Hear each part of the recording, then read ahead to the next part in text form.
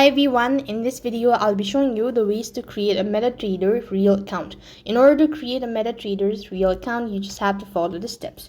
Since you must have already installed the application and that you must be using a demo account. Now when you're familiar with the interface, then you can start with the registration. So go to your message tab and go to press the register button. So here you could either go ahead and sign up with your Google account, or you could just go and manually enter in information. So for that you just have to click, or for that you just have to go and type in the email address that you wish to register and click on get an account. So in my case I'm gonna go with the Google ID, so I'm just gonna press the sign in with Google ID.